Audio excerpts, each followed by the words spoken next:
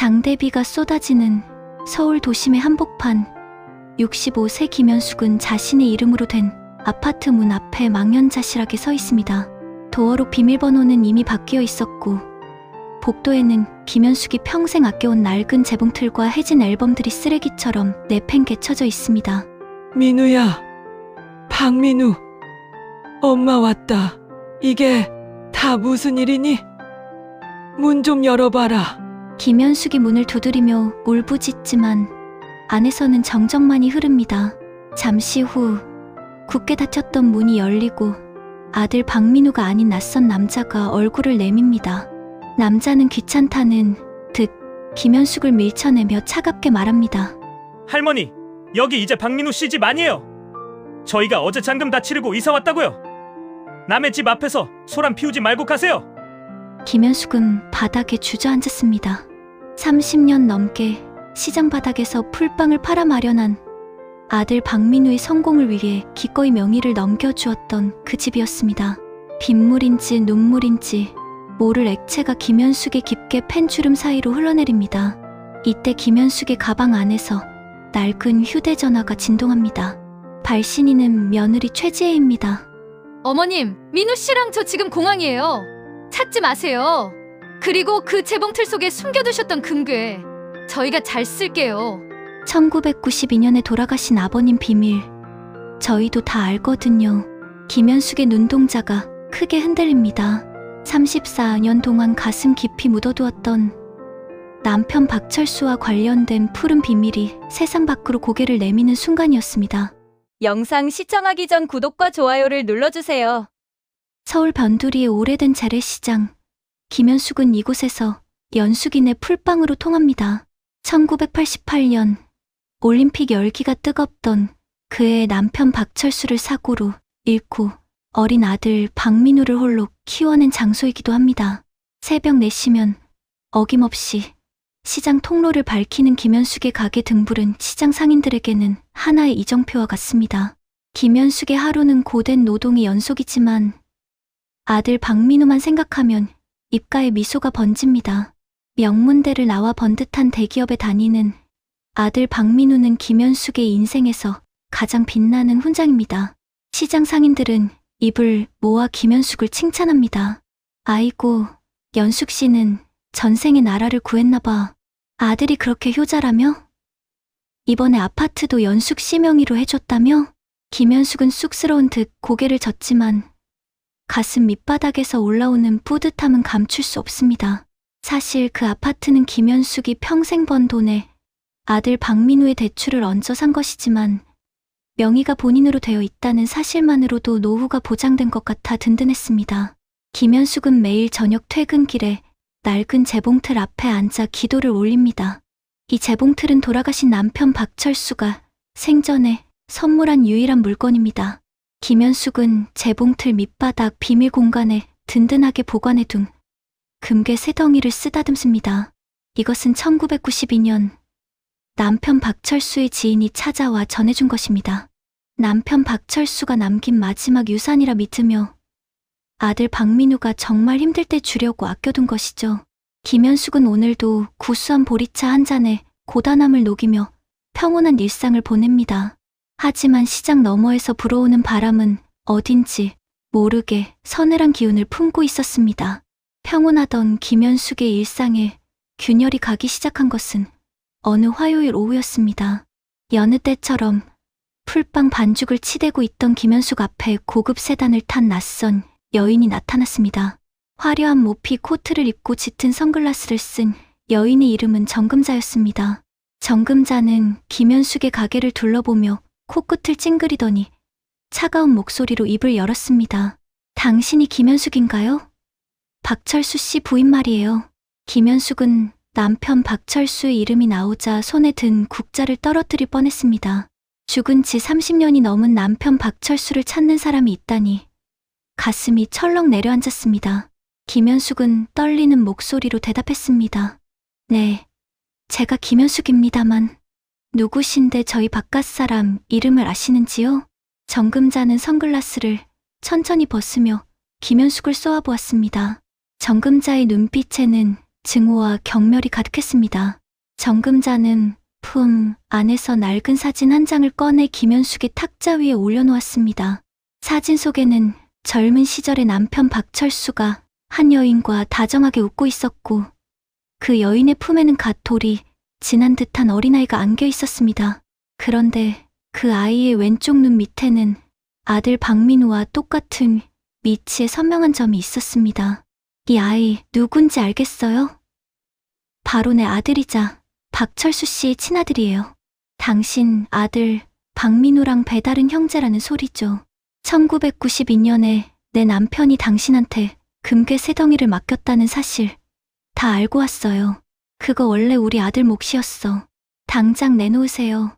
김현숙은 머릿속이 하얘졌습니다. 남편 박철수가 외도를 했다는 사실도 충격이었지만 그 금괴가 남편 박철수의 유산이 아니라 다른 여자의 돈이었다니 믿기지 않았습니다. 김현숙은 아니라고, 그럴 리 없다고 소리를 질렀지만 정금자는 비웃으며 쪽지 하나를 남기고 사라졌습니다. 그날 저녁 퇴근한 아들 박민우의 안색이 유난히 파리했습니다. 평소답지 않게 소주를 들이켜던 아들 박민우는 갑자기 김현숙의 무릎 앞에 엎드려 오열하기 시작했습니다. 엄마, 네가 나 좀 살려줘. 나 회사에서 공금에 손을 댔어. 당장 5억이 없으면 나 감옥에 가야 해. 엄마 명의로 된 그 아파트 이미 담보 대출 풀로 받았는데 그것도 모자라. 엄마가 가지고 있는 그 금괴 그거 지금 줘. 제발. 엄마 아들 감옥 가는 꼴 보고 싶지 않잖아. 김현숙은 가슴이 무너져 내렸습니다. 정금자의 등장과 아들 박민우의 고백이 마치 톱니바퀴처럼 맞물려 김현숙을 압박해왔습니다. 아들 박민우는 김현숙이 금괴를 숨겨둔 곳을 이미 알고 있었다는 듯 재봉틀 쪽을 힐끔거렸습니다. 며느리 최지혜 역시 옆에서 거들었습니다.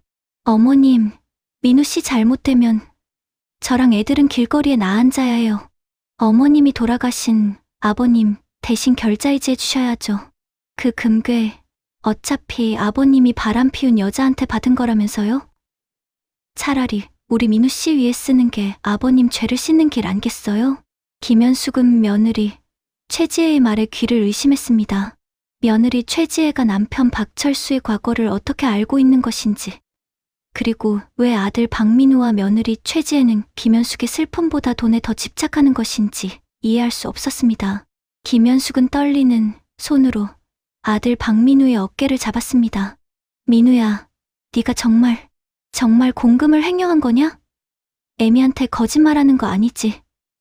그 아파트는 네가 나 효도한다고 사준 거잖아. 근데 담보대출이라니.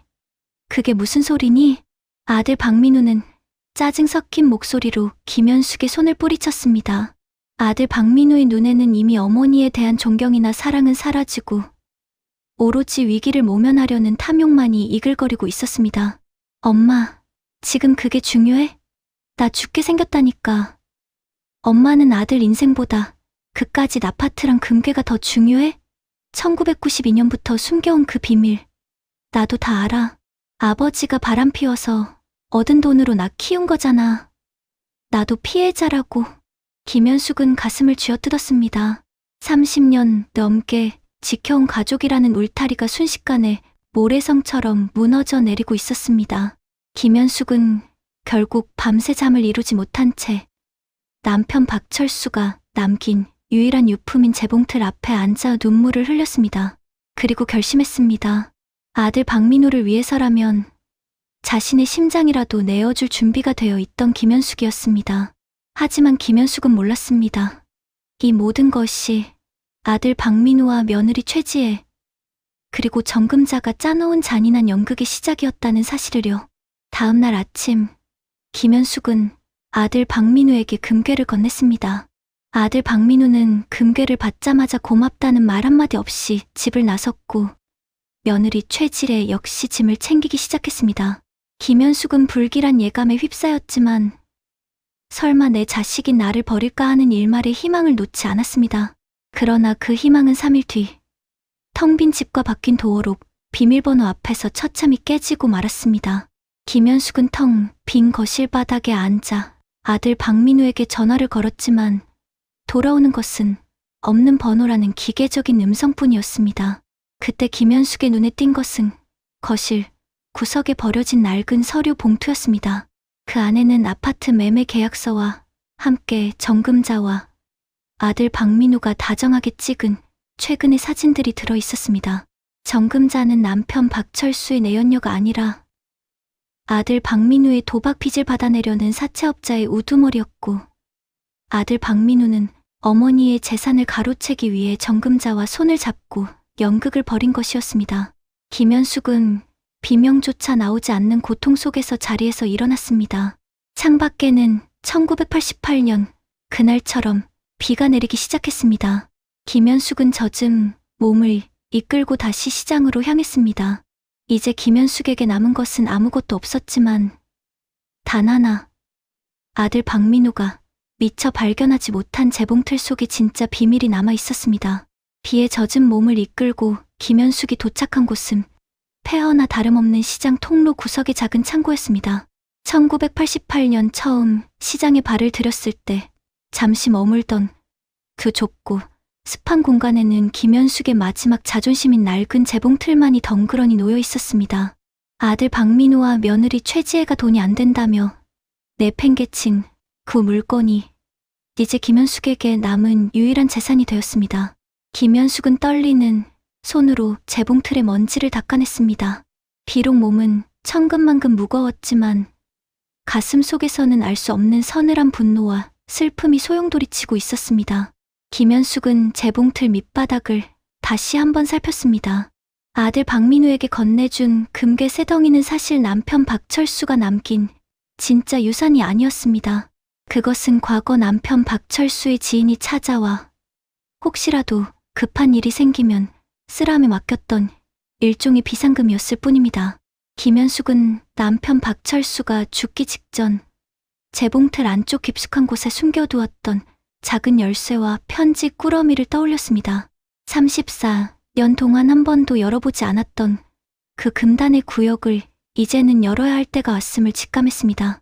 김현숙이 재봉틀의 톱니바퀴 안쪽 깊숙한 틈새에 핀셋을 밀어넣자 딸깍 소리와 함께 작은 비밀함이 열렸습니다. 그 안에는 누렇게 변색된 서류 뭉치와 함께 청주댁이라는 이름이 적힌 낡은 수첩이 들어있었습니다. 김현숙은 수첩을 넘기다 멈칫했습니다. 그곳에는 정금자의 이름과 함께 1992년에 기록된 거액의 채무 관계가 상세히 적혀 있었습니다. 정금자는 남편 박철수의 내연녀가 아니라 당시 남편 박철수가 운영하던 작은 공장의 경리였으며 공금 횡령을 저지르고 도망쳤던 인물이었던 것입니다. 김현숙은 충격에 휩싸였습니다. 정금자가 아들 박민우와 짜고 자신을 속인 이유가 단순히 아파트 때문만이 아니라는 사실을 깨달았습니다. 정금자는 과거 자신의 죄를 덮고 오히려 남편 박철수에게 씌워진 불명예를 이용해 김현숙의 남은 재산까지 갈취하려 했던 것입니다. 이때 창고 문이 거칠게 열리며 정금자의 부하들이 들이닥쳤습니다. 할머니, 거봐요. 내가 그 재봉틀 그냥 버리지 말라고 했잖아. 거기 뭐 더 있지? 순순히 내놔요. 아드님 박민우 씨가 지금 우리 사무실에서 아주 고생 중이거든. 검은 양복을 입은 사내들이 김현숙을 위협하며 재봉틀을 빼앗으려 했습니다. 김현숙은 온몸으로 재봉틀을 껴안았습니다. 이건 못 준다. 니들이 뭔데 남의 귀한 물건에 손을 대. 나가. 당장 나가. 김현숙은 평생 풀빵을 뒤집던 굳은 살 박인 손으로 사내의 팔을 꽉 깨물었습니다. 비명이 터져나오고 창고 안은 순식간에 난장판이 되었습니다. 그때 시장 상인회장이자 남편 박철수의 오랜 친구였던 노인이 사람들을 데리고 나타났습니다. 최 노인은 젊은 시절 남편 박철수와 함께 공장에서 일했던 의리 있는 사람이었습니다. 최 노인은 험악한 분위기를 단숨에 제압하며 사내들을 쫓아냈습니다. 사내들은 분한 듯 침을 뱉으며 물러갔지만 조만간 박민우 손가락 하나 배달될 줄 알라는 섬뜩한 경고를 남겼습니다. 김현숙은 최 노인의 부축을 받으며 바닥에 주저앉았습니다. 최 노인은 김현숙이 들고 있던 수첩을 보더니 안타까운 한숨을 내쉬었습니다. 연숙 씨, 결국 이걸 열어봤구먼. 철수가 자네 고생할까봐 끝까지 비밀로 하라고 했던 건데 이제 진실을 마주할 용기가 있나? 최 노인의 목소리는 낮고 무거웠습니다. 김현숙은 눈물을 닦으며 고개를 끄덕였습니다.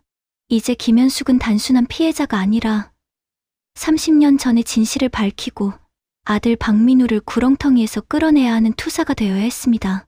김현숙은 최 노인에게 도움을 청하며 정금자의 실체를 파악하기 위한 첫걸음을 내디뎠습니다.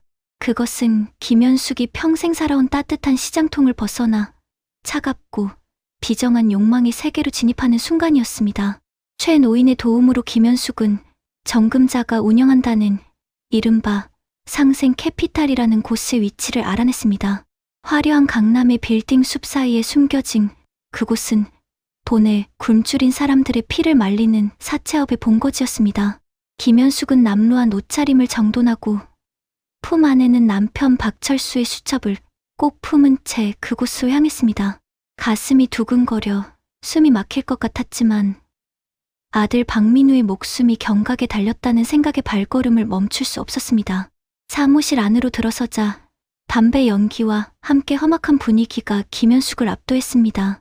그곳의 한쪽 구석, 의자에 밧줄로 묶인 채 엉망이 된 아들 박민우가 보였습니다. 아들 박민우는 어머니 김현숙을 보자마자 비명을 지르듯 외쳤습니다. 엄마, 여기 왜 왔어? 빨리 가서 돈 더 구해와. 정 회장님이 돈 안 해오면 나 죽인단 말이야. 아들 박민우의 목소리에는 미안함보다는 원망과 공포가 가득했습니다. 김현숙은 피멍이 든 아들 박민우의 얼굴을 보며 심장이 갈기갈기 찢어지는 고통을 느꼈습니다. 정금자는 책상에 다리를 꼬고 앉아 여유롭게 커피를 마시고 있었습니다. 정금자는 김현숙을 비웃으며 말했습니다. 어이구, 우리 풀빵 할머니 오셨네. 근데 어쩌나? 그 금괴 세 덩이 알고 보니 도구만 가짜더라고요. 30년 넘게 보관하셨다면서? 당신 남편 박철수가 당신을 아주 제대로 속였어. 가짜 금괴로 당신 마음 붙들어 매놓고 뒤로는 딴짓거리 다 하고 다녔다고. 정금자의 말에 김현숙은 머리를 엇맞은 듯 멍해졌습니다. 금괴가 가짜였다니 남편 박철수가 자신을 속였다는 사실이 믿기지 않았습니다. 하지만 김현숙은 이내 정신을 가다듬었습니다. 수첩 속에 적힌 정금자의 횡령, 기록과 날짜들을 떠올렸습니다. 만약 금괴가 가짜였다면 그것은 남편 박철수가 자신을 속인 게 아니라 정금자가 빼돌린 진짜 금괴의 행방을 감추기 위한 미끼였을지도 모른다는 생각이 들었습니다. 정금자 씨, 아니 청주댁, 네가 지금 내 아들 목숨 가지고 장난치는데 이 수첩 보여? 1992년 3월 5일에 네가 공장 공금 2억 5천만 원 횡령해서 도망친 거 여기 다 적혀 있어. 네가 내 남편한테 누명 씌우고 그 돈으로 이 사업 시작한 거 내가 모를 줄 알아? 김현숙의 당당한 외침에 사무실 안의 공기가 얼어붙었습니다. 정금자의 얼굴에서 여유가 사라지고 싸늘한 살기가 돌았습니다. 정금자는 벌떡 일어나 김현숙의 멱살을 잡았습니다. 이 노네가 죽고 싶어서 환장했나? 그까지 쫑이 쪼가리가 무슨 증거가 된다고 그래? 당장 그거 내놔. 그때 옆방에서 며느리 최지혜가 울며 뛰어져 나왔습니다. 며느리 최지혜의 몰골 또 한 말이 아니었습니다. 알고 보니 며느리 최지혜 역시 정금자에게 투자 사기를 당해 친정집 전세금까지 다 날린 상태였습니다. 아들 박민우와 며느리 최지혜는 서로를 탓하며 소리를 지르기 시작했고 정금자의 사무실은 아수라장이 되었습니다. 김현숙은 이 혼란을 틈타 아들 박민우의 밧줄을 풀려 했지만 정금자의 부하들에게 제지당해 바닥으로 내동댕이 쳐졌습니다. 정금자는 김현숙의 품에서 수첩을 강제로 빼앗아 그 자리에서 라이터로 불을 붙였습니다. 불타오르는 수첩을 보며 정금자는 광기에 어린 웃음을 터뜨렸습니다. 이제 증거는 없어. 이 아들은 오늘부로 장기 매매 섬으로 팔려갈 거야. 네가 자초한 일이야. 김현숙은 타들어가는 수첩을 보며 절망했습니다. 남편 박철수의 명예를 회복하고 아들 박민우를 구할 유일한 열쇠가 제가 되어 사라지고 있었습니다. 하지만 그 순간 김현숙은 수첩의 마지막 페이지에 적혀 있던 숫자의 조합을 떠올렸습니다. 그것은 단순한 장부 기록이 아니라 시장통 낡은 집 지하 창고의 비밀번호였습니다. 남편 박철수는 진짜 유산을 그곳에 숨겨두었던 것입니다. 김현숙은 쓰러진 채로 아들 박민우를 바라보았습니다. 아들 박민우는 여전히 엄마 때문에 망했다며 울부짖고 있었습니다. 아들의 배신과 남편의 비밀, 그리고 정금자의 악행이 뒤엉킨 이 지옥 같은 상황에서 김현숙은 결심했습니다. 단순히 돈을 되찾는 것이 아니라 이 뒤틀린 인연을 자신의 손으로 끊어내겠다고 말입니다. 김현숙은 정금자의 눈을 똑바로 응시하며 낮게 읊조렸습니다. 네가 태운 건 종이일 뿐이야. 진짜는 네가 죽어도 못 찾는 곳에 있지.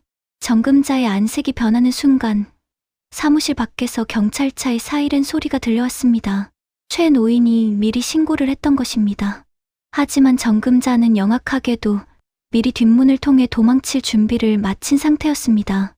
정금자는 아들 박민우를 인질로 잡고 뒷문으로 향했습니다. 김현숙은 필사적으로 정금자의 다리를 붙들었습니다. 내 아들 놔라. 이 악마 같은 년아.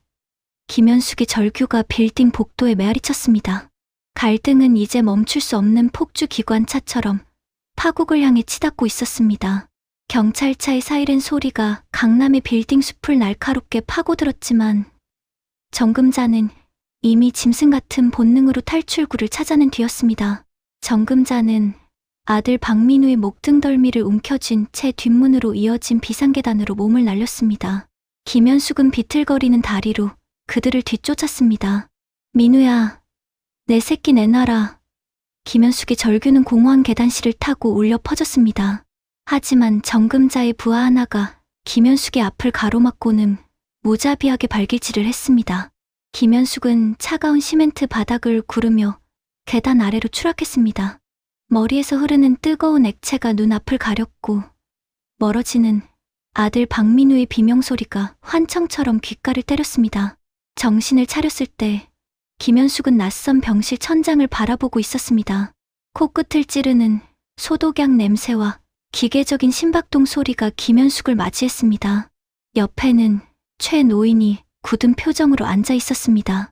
최 노인은 김현숙이 깨어난 것을 보고 안도의 한숨을 내쉬었지만 이내 고개를 떨어뜨렸습니다.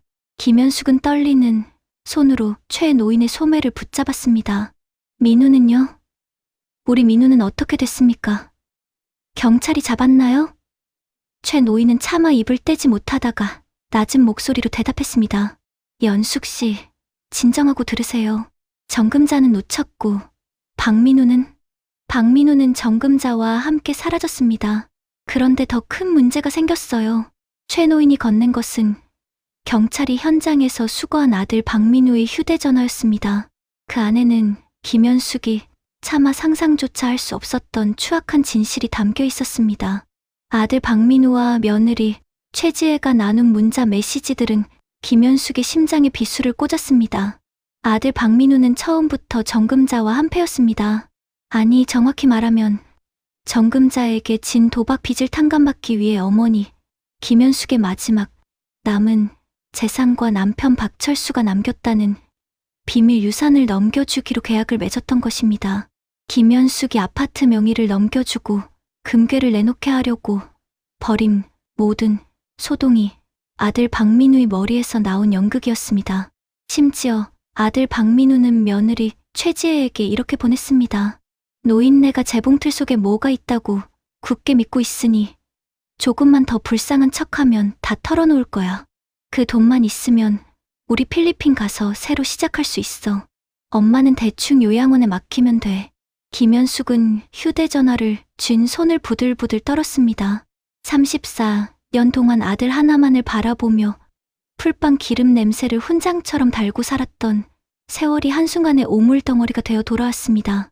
김현숙은 병실 침대 위에서 짐승 같은 울음을 터뜨렸습니다. 육체적인 통증보다 가슴을 파고드는 배신감이 김현숙을 질식시켰습니다. 설상가상으로 정금자에게서 연락이 왔습니다. 정금자는 아들 박민우를 실제로 납치한 상태였습니다. 아들 박민우가 정금자를 속이고 일부 돈을 빼돌리려다 들통이 난 것입니다. 정금자는 김현숙에게 최후 통첩을 보냈습니다.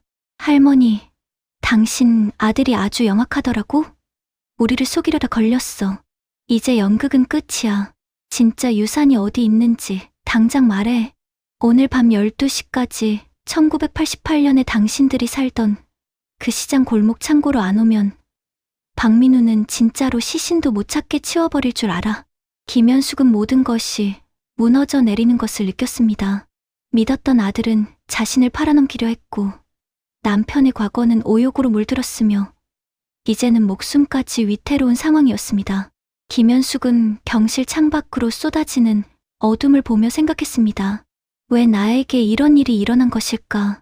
1992년 그 추운 겨울날 남편 박철수를 보내며 다짐했던 행복은 어디로 간 것일까? 김현숙은 링거 바늘을 거칠게 뽑아냈습니다. 손등에서 피가 솟구쳤지만 통증조차 느껴지지 않았습니다. 김현숙은 비틀거리며 병실을 나섰습니다. 이제는 슬퍼할 기운조차 없었습니다. 오직 이 지옥 같은 서사를 끝내야 한다는 일념뿐이었습니다. 밤이 깊어가는 재래시장은 낮에 활기는 온데간데 없고 음습한 기운만이 감돌았습니다. 김현숙은 최노인의 만류를 뿌리치고 홀로 1988년부터 지켜온 그 낡은 창고로 향했습니다. 품 안에는 정금자가 그토록 원하는 낡은 재봉틀의 비밀함에서 꺼낸 작은 나무 상자가 들어 있었습니다. 김현숙은 창고 문을 열기 전 잠시 멈춰 서서 밤하늘을 올려다보았습니다. 비가 그친 뒤에 공기는 차가웠지만 이상하게도 김현숙의 머릿속은 그 어느 때보다 맑아졌습니다. 창고 안에는 정금자와 그녀의 부하들, 그리고 의자에 묶여 입이 막힌 채 공포에 떨고 있는 아들 박민우가 있었습니다. 아들 박민우는 김현숙을 보자마자 눈물을 흘리며 살려달라는 눈짓을 보냈습니다. 김현숙은 그런 아들 박민우를 차가운 시선으로 바라보았습니다. 예전 같으면 가슴이 찢어졌겠지만 이제 김현숙의 눈에 비친 아들 박민우는 그저 낯선 이방인일 뿐이었습니다. 정금자는 김현숙이 들고 있는 나무 상자를 보고 탐욕스러운 미소를 지었습니다. 역시 내 예상이 맞았어. 박철수가 그냥 죽었을 리가 없지. 그 영감이 공장에서 빼돌린 진짜 다이아몬드가 거기 들어있는 거지? 김현숙은 천천히 나무 상자를 열었습니다. 하지만 그 안에서 나온 것은 눈부신 보석이 아니었습니다. 그것은 오래된 녹음기 하나와 수십 통의 편지 뭉치였습니다. 정금자는 실망한 듯 소리를 질렀습니다. 이게 뭐야? 돈 되는 건 어디 있냐고. 김현숙은 조용히 녹음기의 재생 버튼을 눌렀습니다. 지지직거리는 잡음 사이로 34년 전 죽은 남편 박철수의 목소리가 흘러나왔습니다. 연수가, 네가 이 녹음을 듣고 있다면 아마 우리 집안에 큰 환란이 닥쳤을 때겠지. 미안하다. 내가 정금자의 협박에 못 이겨 공금 횡령범으로 몰렸을 때 사실 나는 그 모든 증거를 정금자의 장부에 숨겨두었단다. 그리고 민우에 대해 꼭 해야 할 말이 있어. 민우는 사실 내 친자식이 아니다. 1988년 시장 화재 때 부모를 잃고 홀로 남겨진 아이를 우리가 거둔 것이지. 내가 이 사실을 숨긴 건 네가 민우를 친자식보다 더 귀하게 여기며 행복해하는 모습을 차마 깰 수 없어서였다. 창고 안은 정적에 휩싸였습니다. 아들 박민우의 눈이 경악으로 커졌고 정금자 역시 예상치 못한 진실에 당황했습니다. 하지만 녹음은 거기서 끝나지 않았습니다. 박철수의 목소리는 더욱 단호해졌습니다. 정금자가 이 녹음을 듣고 있다면 경고한다. 네가 횡령한 돈을 세탁하기 위해 이용했던 그 유령 회사의 장부, 내가 시장 바닥 밑 깊숙한 곳에 묻어둔 재봉틀 다리 안에 숨겨놨다. 연수가, 그건 돈이 아니라 너를 지켜줄 방패다. 정금자를 무너뜨릴 유일한 칼이야. 김현숙은 그제야 모든 조각이 맞춰지는 것을 느꼈습니다. 남편 박철수는 자신을 속인 것이 아니라 정금자라는 악마로부터 자신과 아들 박민우를 지키기 위해 2중 3중의 안전장치를 해두었던 것입니다. 그리고 아들 박민우가 친자식이 아니라는 사실은 김현숙에게 절망이 아닌 기묘한 해방감을 선사했습니다. 내가 피 한 방울 섞이지 않은 아이를 위해 내 청춘과 영혼을 다 바쳤구나. 그런데 그 아이는 나를 배신했구나. 이 깨달음은 김현숙의 내면에서 잠자고 있던 강인한 자아를 깨웠습니다. 김현숙은 바닥에 침을 뱉으며 정금자를 향해 당당히 걸어갔습니다. 정금자, 네가 찾는 장부, 지금 내 손에 있어. 하지만 이걸 경찰에 넘기기 전에 할 일이 있다. 김현숙의 목소리에는 서슬 퍼런 위험이 서려 있었습니다. 김현숙은 묶여있는 아들 박민우를 향해 다가갔습니다. 그리고 아들 박민우의 뺨을 세차게 내리쳤습니다. 찰진 타격음이 창고 안에 울려 퍼졌습니다. 이건 네가 나를 속인 대가다. 그리고 이건 김현숙은 다시 한번 아들 박민우의 뺨을 때렸습니다. 네가 네 아버지를 욕보인 대가다. 김현숙은 더 이상 울지 않았습니다. 아들에 대한 맹목적인 사랑이라는 껍질을 깨고 나오자 비로소 한 인간으로서의 김현숙이 보이기 시작했습니다. 김현숙은 정금자의 눈을 똑바로 보며 제안했습니다. 네 죄를 자백하고 자수해라. 그럼 이 장부는 태워주마. 하지만 거절한다면 우리 셋 다 여기서 끝장을 보는 거야. 김현숙은 미리 준비해온 휘발유통을 열어 자신의 몸과 창고 바닥에 뿌리기 시작했습니다. 정금자의 얼굴이 사색이 되었습니다. 광기와 결연함이 교차하는 김현숙의 눈빛은 이미 죽음을 두려워하지 않는 자의 것이었습니다. 창고 안에 진동하는 휘발유 냄새는 코를 찔렀고 김현숙의 손에 들린 낡은 라이터의 작은 불꽃은 어둠 속에서 위태롭게 흔들렸습니다. 정금자는 뒷걸음질을 치며 소리를 질렀습니다. 이 노네가 미쳤어. 당장 그 라이터 꺼. 죽고 싶어 환장했냐고. 정금자의 목소리는 떨리고 있었지만 김현숙의 눈동자는 얼음처럼 차갑고 고요했습니다. 김현숙은 자신의 몸에 배어있는 34년의 세월, 그 풀빵 기름 냄새와 고된 노동의 흔적들이 이 휘발유와 섞여 타오를 준비가 되었다고 느꼈습니다. 그래, 미쳤다. 니들이 나를 미치게 만들었지. 1988년부터 지금까지 내가 어떻게 살았는지 네가 알아? 내 새끼 입에 풀 칠하려고 손가락이 부르트도록 반죽을 치대고 겨울이면 발가락이 동상에 걸려 진물이 나도 시장통을 지켰어. 그런데 니들이 내 남편의 명예를 더럽히고 내 아들을 괴물로 만들어? 정금자, 네가 훔친 건 돈만이 아니야. 한 여자의 일생을 통째로 도둑질한 거야. 김현숙의 외침에 아들 박민우는 바닥을 기며 오열했습니다. 엄마, 잘못했어. 내가 다 잘못했으니까 제발 그 라이터 좀 치워줘. 나 무서워, 엄마. 아들 박민우의 비굴한 외침에 김현숙은 헛웃음을 터뜨렸습니다. 저 아이를 위해 자신의 영혼을 다 바쳤다는 사실이 믿기지 않을 만큼 아들 박민우의 모습은 초라하고 추악했습니다. 그때 정금자가 품 안에서 칼을 꺼내 김현숙을 위협하며 다가왔습니다. 장부 내놔. 그 장부만 있으면 나는 다시 시작할 수 있어. 그거 안 내놓으면 네 아들부터 먼저 죽여버릴 거야. 정금자의 광기에 어린 눈빛이 번뜩였습니다. 하지만 김현숙은 피하지 않았습니다. 오히려 한 걸음 더 정금자에게 다가갔습니다. 장부? 그거라면 걱정 마라. 이미 경찰에 넘겼으니까. 최 노인님이 네가 도망갈 길목마다 다 배치해두셨어. 그리고 네가 태운 그 수첩은 가짜야. 진짜는 내 머릿속에. 그리고 이 녹음기 안에 다 들어있지. 김현숙이 다시 재생 버튼을 누르자 아까보다 더 또렷한 남편 박철수의 목소리가 흘러나왔습니다. 그것은 정금자가 과거에 저질렀던 범죄 공모의 현장을 남편 박철수가 몰래 녹음해 두었던 결정적인 증거였습니다. 정금자의 얼굴은 잿빛으로 변했습니다. 정금자는 이판사판이라는 듯 김현숙을 향해 칼을 휘둘렀지만 그 순간 창고의 셔터 문이 굉음을 내며 열렸습니다. 수십 명의 경찰과 함께 최 노인이 앞장서 들어왔습니다. 정금자는 현장에서 체포되었고 그녀의 부하들도 속수무책으로 제압당했습니다. 김현숙은 손에서 라이터를 떨어뜨렸습니다. 휘발유 냄새 사이로 차가운 밤 공기가 밀려 들어왔습니다. 경찰들이 아들 박민우의 밧줄을 풀어주자 아들 박민우는 김현숙의 다리를 붙잡고 매달렸습니다. 엄마, 살았다. 이제 우리 다시 시작하면 돼. 그 아파트 돈도 되찾을 수 있겠지. 그지, 엄마? 김현숙은 자신의 다리를 붙잡은 아들 박민우의 손을 차갑게 뿌리쳤습니다. 그리고는 무너져 내리는 아들 박민우를 향해 나직하게 말했습니다. 민우야, 아니 박민우 씨, 네가 내 아들이 아니라는 사실을 알게 된 순간 나는 비로소 자유로워졌어. 이제 더 이상 너를 위해 살지 않을 거다. 네가 지은 죄, 네가 받은 돈, 다 네가 책임지고 살아라.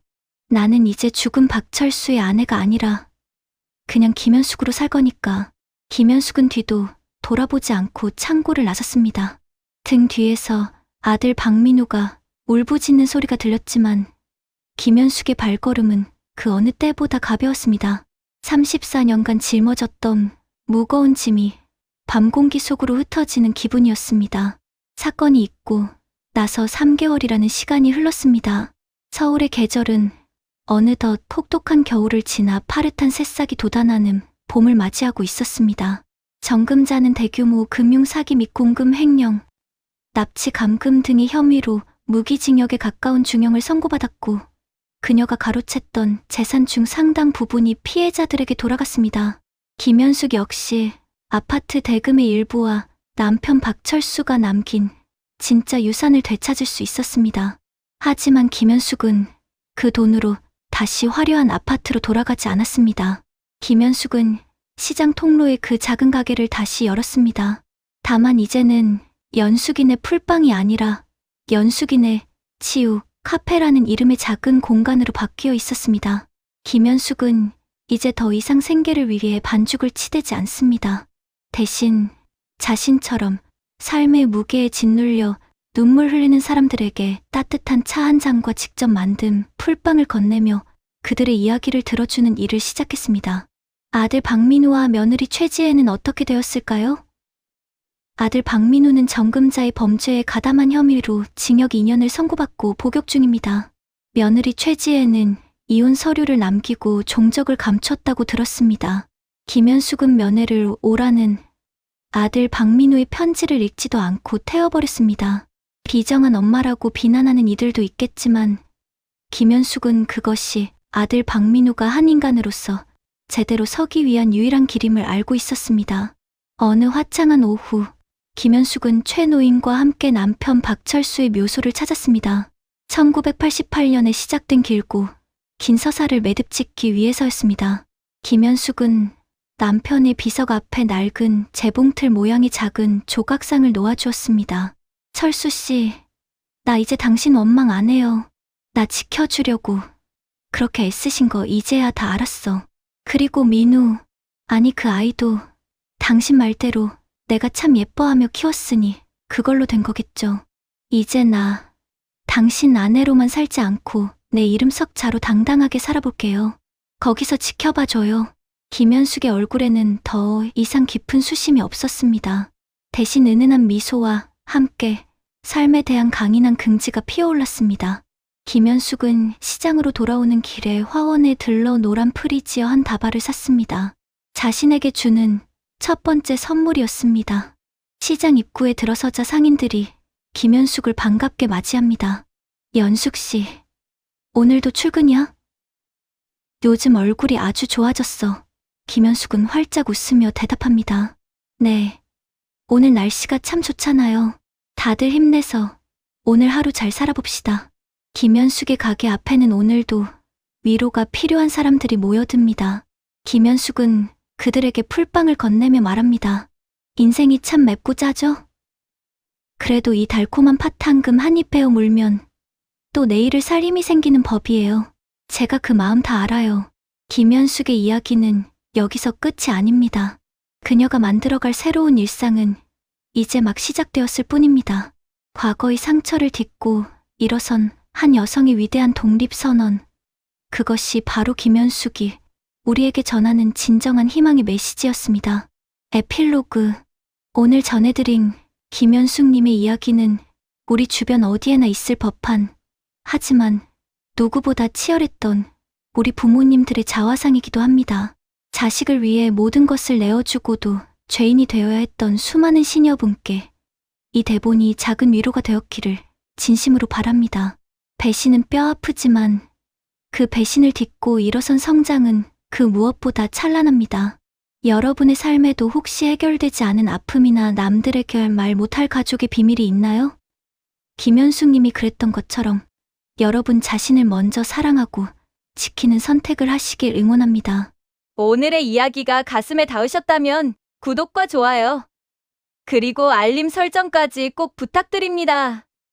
여러분의 따뜻한 응원은 제가 더 감동적이고 깊이 있는 이야기를 창작하는데 가장 큰 힘이 됩니다. 다음에도 가슴을 울리는 진한 감동의 사연으로 찾아뵙겠습니다.